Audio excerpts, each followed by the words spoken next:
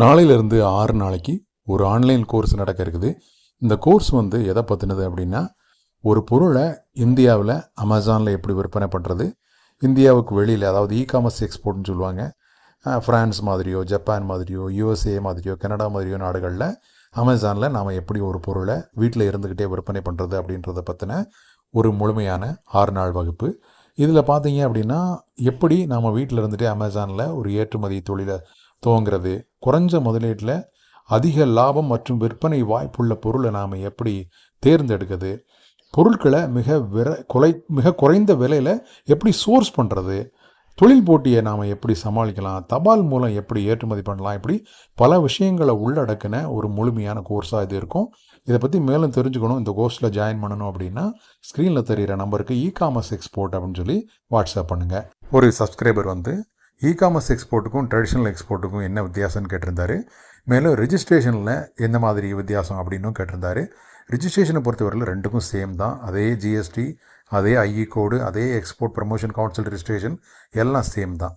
இப்போ இந்த ரெண்டு பிஸ்னஸ்க்கும் காமர்ஸ் எக்ஸ்போர்ட் வேறு மாதிரி நடக்கும், ட்ரெடிஷ்னல் எக்ஸ்போர்ட் வேறு மாதிரி நடக்கும். அதில் உள்ள வித்தியாசங்களை மட்டும் நாம் இப்போ இந்த வீடியோவில் பார்த்துடலாம்.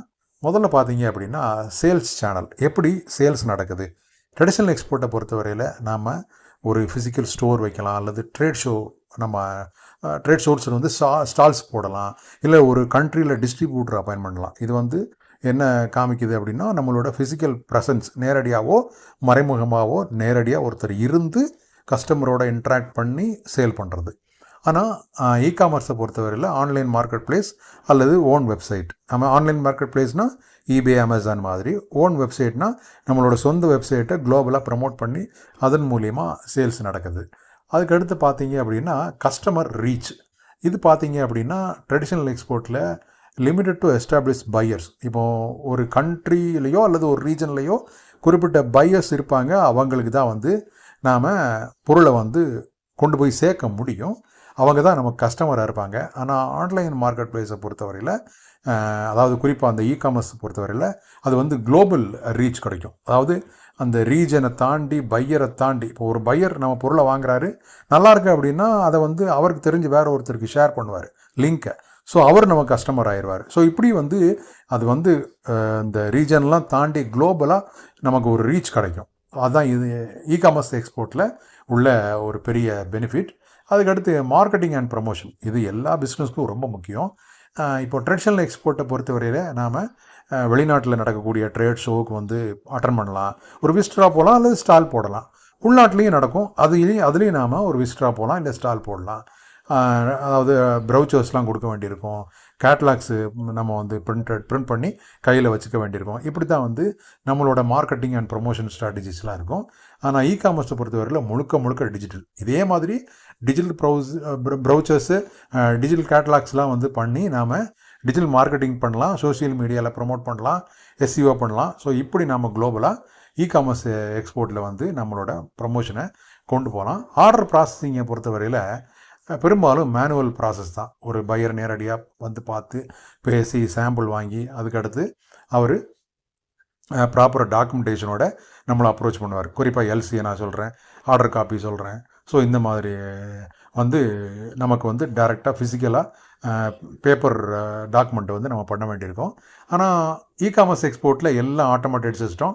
ஒரு பையர் நம்ம பொருளை வாங்கணும்னு விருப்பப்பட்டாருன்னா அவர் ஆர்டர் பண்ணிடுவார். அந்த இன்வாய்ஸ் அது இது எல்லாமே வந்து ஆட்டோ ஜென்ரேட் ஆயிரும். நம்ம அதில் பெருசாக மேனுவல் ஒர்க் அப்படின்றது வந்து கிடையவே கிடையாது. மேனுவல் ஒர்க் அப்படின்னா பேக்கிங்கில் மட்டும்தான் உண்டு. இப்போ அதுக்கடுத்து பேமெண்ட் மெத்தடை பொறுத்தவரையில் ட்ரெடிஷ்னல் எக்ஸ்போர்ட்டில் லெட்டர் ஆஃப் கிரெடிட்லேயும் நிறைய வந்து ஃபிசிக்கல் பேப்பர் ஒர்க் இருக்குது. அதே மாதிரி ஒயர் ட்ரான்ஸ்ஃபர் நமக்கு ஆன்லைன் ட்ரான்ஸ்ஃபர் மாதிரி தான். ஸோ அது கிட்டத்தட்ட ஒரு ஆன்லைன். அதில் வந்து நம்ம பெருசாக வந்து பேப்பர் ஒர்க் கிடையாது. நமக்கு வந்து எய்தர் குட்ஸை வந்து எக்ஸ்போர்ட் பண்ணுறதுக்கு முன்னாடியோ அல்லது எக்ஸ்போர்ட் பண்ணதுக்கப்புறம் ஒயரில் அவங்க ட்ரான்ஸ்ஃபர் பண்ணிடுவாங்க, ஆட்டோமேட்டிக்காக நம்ம அக்கௌண்ட்டில் கிரெடிட் ஆயிரும்.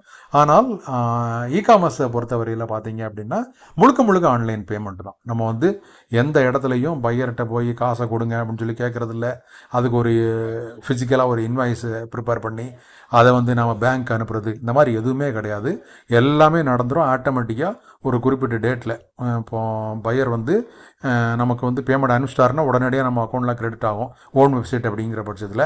இல்லை நம்ம ஏதாவது மார்க்கெட் பிளேஸில் இருக்கோம்னா அவங்க ஒரு டைம் வச்சுருப்பாங்க, எவ்ரி மண்டே எவ்ரி டியூஸ்டே அப்படின்ட்டு. ஸோ அந்த பர்டிகுலர் டேட்டில் லாஸ்ட் வீக் டிரான்சாக்ஷன் என்ன ஆயிருக்கோ அது எல்லாமே வந்து நம்ம அக்கௌண்ட்டில் கிரெடிட் ஆயிரும். ஸோ இது முழுக்க முழுக்க ஆன்லைன் நடக்குது, நமக்கு இந்த எந்த தலைவலியும் கிடையாது. அதுக்கடுத்து ஸ்டார்ட் அப் காஸ்ட், இது ரொம்ப ரொம்ப முக்கியம். ஒரு ட்ரெடிஷ்னல் எக்ஸ்போர்ட்டை ஸ்டார்ட் அப் காஸ்ட்டுக்கு வந்து நம்ம கொஞ்சம் நிறைய இன்வெஸ்ட் பண்ண வேண்டியிருக்கோம். கொஞ்சம் காஸ்ட்டு ஹை அப்படின்னு சொல்லுவேன். என்னை பொறுத்தவரையில் ட்ரெடிஷ்னல் எக்ஸ்போர்ட் ஆரம்பிக்கிறதுக்கு குறைஞ்சபட்சம் ஒரு 50,000 இன்வெஸ்ட்மெண்ட் அப்படின்னு சொல்லி நான் சொல்லுவேன். அதுக்கு வந்து நம்ம நிறைய ட்ராவல் பண்ண வேண்டியிருக்கோம், ட்ரேட் ஷோ போக வேண்டியிருக்குதும், நிறைய டிஸ்ட்ரிபியூட்டர்ஸ் எல்லாம் வந்து அப்பாயின்மெண்ட் பண்ண வேண்டியிருக்கும். அது வந்து ஆப்ஷனல் தான், இருந்தால் கூட நம்ம ட்ராவல் அந்த ட்ரேட் ஷோஸ்லாம் வந்து ரொம்ப மஸ்ட், அதெல்லாம் வந்து நம்ம பண்ணியே ஆகணும். ஸோ இது எல்லாத்தையும் சேர்த்து பார்க்கும்போது நமக்கு அந்த ஸ்டார்ட் அப் காஸ்ட் அப்படின்றது ட்ரெடிஷ்னல் எக்ஸ்போர்ட்டில் அதிகம்.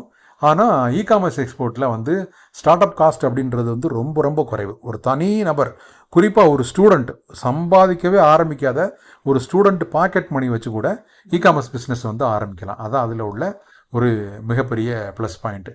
அதுக்கடுத்து பார்த்தீங்கன்னா ஸ்கேலபிலிட்டி கூட ட்ரெடிஷ்னல் எக்ஸ்போர்ட்டில் லிமிட்டட் தான். ஏன்னா ஃபிசிக்கல் ப்ரெசன்ஸ் முக்கியம், நம்மளோட நெட்வொர்க் எப்படி இருக்குது அப்படின்றது முக்கியம், அதை பொறுத்து தான் ஸ்கேலபிலிட்டி.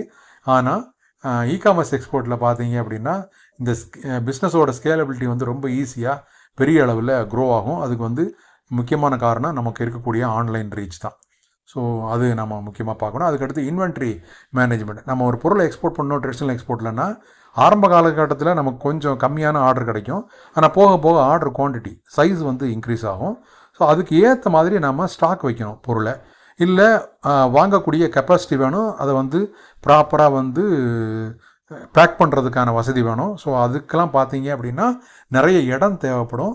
அது வந்து ஒரு காம்ப்ளெக்ஸான ஒரு ப்ராசஸும் கூட, நிறைய லேபர்ஸ்லாம் தேவைப்படும். ஆனால் இ-காமர்ஸ் எக்ஸ்போர்ட்டை பொறுத்தவரையில் மோர் ஃப்ளெக்சிபிள். ஏன்னா நம்ம இன்வென்ட்ரி வந்து நாமளே முடிவு பண்ணிக்கலாம். ஒரு பொருளை வந்து 10 பொருளை வைக்கலாம், இல்லை 100 பொருள் ஸ்டாக் வைக்கலாம், இல்லை 2 பொருளோ 1 பொருளோ கூட வச்சு நாம் இ-காமர்ஸ் எக்ஸ்போர்ட் பண்ண முடியும். அதுக்கு அந்த 2 பொருள் தீந்துருச்சு அப்படின்னா அதுக்கடுத்து அதுக்கு ஆர்டர் வராது.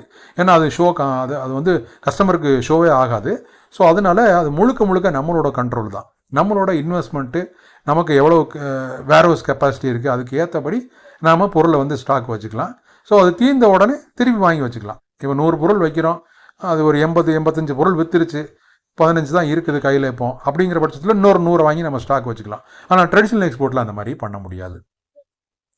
அதுக்கடுத்து பார்த்தீங்க அப்படின்னா டாக்குமெண்டேஷன் ஒர்க். இது நம்ம முன்னாடியே அந்த பேமெண்ட்டுக்கு பார்த்தோம்ல, அதே மாதிரி தான் எக்ஸ்டென்சிவ் பேப்பர் ஒர்க். இப்போ அந்த பேப்பர் ஒர்க்ஸை வந்து சென்ட்ரல் கவர்மெண்ட் ஆஃப் இந்தியா கொஞ்சம் கொஞ்சமாக குறைச்சிட்டு வராங்க. இருந்தால் கூட நமக்கு இன்னும் பேப்பர் ஒர்க் இருக்குது. இன்வாய்ஸு, பேக்கிங் லிஸ்ட்டு, அதுக்கடுத்து நம்ம பிஎல்லாம் வாங்குவோம், ஷிப்பிங் பில் வாங்குவோம். இதையெல்லாம் வந்து நம்ம பேங்க்குக்கு ஒரு டாக்குமெண்ட் ரெடி பண்ணி பேங்க்கில் ப்ரொடியூஸ் பண்ணணும். எல்சி வந்துச்சுன்னா எல்சியை ப்ராசஸ் பண்ணுறதுக்கு அதுக்கு டாக்குமெண்டேஷன் ஒர்க் இருக்குது. ஸோ இந்த மாதிரி ஃபிசிக்கல் ப்ரெசன்ஸும் டாக்குமெண்ட் ஒர்க்கும் பேப்பர் ஒர்க்கும் நிறைய இருக்குது. ஆனால் வந்து இந்த மாதிரி டாக்குமெண்டேஷன் ஒர்க்கு எதுவுமே வந்து இ-காமர்ஸ் எக்ஸ்போர்ட்டில் கிடையாது. எல்லாமே வந்து ஆல்ரெடி அங்கே இருக்கக்கூடிய சாஃப்ட்வேரு எல்லாம் பார்த்துக்கோ, எல்லாமே ஆட்டோ ஜென்ரேட் ஆயிரும். நமக்கு எந்த தலைவலியுமே கிடையாது. அதுக்கடுத்து கஸ்டமர் இன்ட்ராக்ஷன் அப்படின்றது பையர் இன்ட்ராக்ஷன் கிடையாது, எண்ட் யூசரோட இன்ட்ராக்ஷன். நம்மகிட்ட ஒரு பொருளை ஒரு பையர் வாங்குறாரு, அவர் வேற ஒருத்தருக்கு விற்கிறாரு. ஸோ அவரை நாம் காண்டாக்ட் பண்ணுறதுக்கான வாய்ப்பே வந்து ட்ரெடிஷ்னல் எக்ஸ்போர்ட்டில் கிடையாது. ஆனால் இ-காமர்ஸ் எக்ஸ்போர்ட்டில் பார்த்தீங்க அப்படின்னா உங்களுக்கு எண்ட் யூஸரோட நீங்கள் வந்து இன்ட்ராக்ட் பண்ணுறதுக்கான வாய்ப்பு உண்டு. இப்போ அமேசான் மாதிரி தளங்களில் நீங்கள் அந்த ரிவ்யூஸ் மூலிமா வந்து கஸ்டமர் என்ன ஃபீல் பண்ணுறாங்க அப்படின்றத நீங்கள் வந்து பார்க்கலாம். அதில் ஏதாவது குறைகள் இருந்தது அப்படின்னா நீங்கள் அதை நிவர்த்தி பண்ணுறேன் அப்படின்ற மாதிரி ஒரு வாக்குறுதி கொடுக்கலாம். ஸோ அதன் மூலியமாக நீங்கள் உங்களோட பிஸ்னஸில் உங்களுக்கு அறியாத சில தவறுகள் நடந்துகிட்டு இருந்தது அப்படின்னா அதை திருத்திக்கிறதுக்கான வாய்ப்பு இருக்குது. ஆனால் ட்ரெடிஷ்னல் எக்ஸ்போர்ட்டில் எண்ட் யூசர், நீங்கள் எக்ஸ்போர்ட் பண்ணக்கூடிய பொருளை கடைசியாக யார் யூஸ் பண்ணுறாரோ அவர் உங்கள் பொருளை பற்றி என்ன நினைக்கிறார் அப்படின்றத நீங்கள் தெரிஞ்சுக்க வாய்ப்பே இல்லை. ஓகே, இப்போ ஃபைனலாக நம்ம என்ன சொல்ல வர்றோம் அப்படின்றதையும் சொல்லிடுவோம். பலருக்கும் இந்த வீடியோவை பார்க்கும்போது ட்ரெடிஷ்னல் எக்ஸ்போர்ட்டை விட இ-காமர்ஸ் எக்ஸ்போர்ட் பெஸ்ட் அப்படின்னு தோணலாம். ஆனால் இ-காமர்ஸ் எக்ஸ்போர்ட் அப்படின்றது நமக்கு கிடச்சிருக்கக்கூடிய ஒரு வரம் அப்படின்னு நான் சொல்லுவேன். இது வந்து எல்லாராலையும் இப்போ நினச்ச உடனே இந்த பிஸ்னஸை ஸ்டார்ட் பண்ணுறதுக்கான ஒரு வாய்ப்பு. இந்த வாய்ப்பெலாம் எங்கள் காலகட்டத்தில் கிடையாது. ஸோ இதை வந்து பயன்படுத்திக்கிட்டு நாம் இகாமர்ஸ் எக்ஸ்போர்ட்டுக்குள்ளே நுழைஞ்சு அதை நல்லா டெவலப் பண்ணி கொண்டு வந்து அதில் நல்ல லாபம் சம்பாதிச்சுட்டு அதுக்கடுத்து கொஞ்சம் கொஞ்சமாக ட்ரெடிஷ்னல் எக்ஸ்போர்ட்டுக்கு வரணும். ட்ரெடிஷ்னல் எக்ஸ்போர்ட்டுக்கு வந்தாலும் இகாமர்ஸ் எக்ஸ்போர்ட்டை விடாமல் ரெண்டையும் பண்ணுறது தான் வந்து புத்திசாலித்தனம். ஏன் ட்ரெடிஷ்னல் எக்ஸ்போர்ட்டுக்கு வரணும் அப்படின்றனா, ட்ரெடிஷ்னல் எக்ஸ்போர்ட் அப்படின்றது ஒரு மனிதரோட வாழ்க்கையை தலைகீழ மாற்றிடும். இதுக்கு நான் இந்த மாதிரி நூற்றுக்கணக்கான உதாரணங்களை உங்களுக்கு காட்ட முடியும். ஸோ அந்த அளவுக்கு ரொம்ப ரொம்ப வாழ்க்கையில் கஷ்டப்பட்டுட்டு இருக்கவங்க கூட ஒரே ஒரு பையரை வச்சுக்கிட்டு வாழ்க்கையில் நல்ல கோடிகளில் சம்பாதிச்சு செட்டில் ஆனவங்களை நான் உங்களுக்கு நூற்றுக்கணக்கான பேர் திருப்பூரில் காட்ட முடியும். அதனால் ட்ரெடிஷ்னல் எக்ஸ்போர்ட் அப்படின்றது நம்ம வாழ்க்கையில் நடக்கக்கூடிய ஒரு மிராக்கிள்.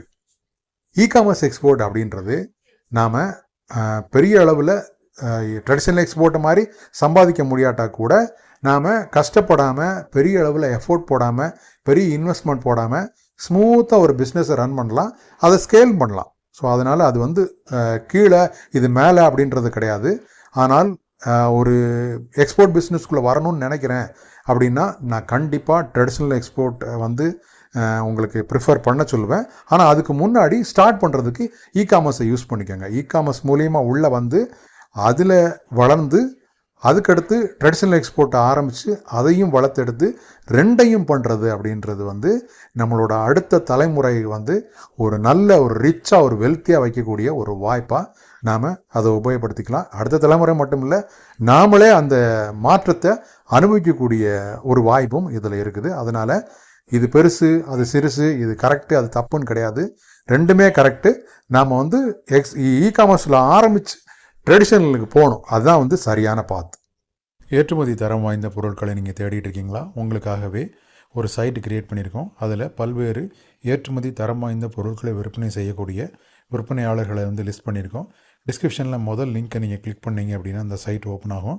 அதில் சர்ச் பாரில் போய்ட்டோ அல்லது கேட்டகரிஸ் லிஸ்ட்டில் போய்ட்டோ நீங்கள் பர்டிகுலர் ப்ராடக்ட்டுக்கான சப்ளையர் வந்து ஃபைண்ட் அவுட் பண்ணலாம்.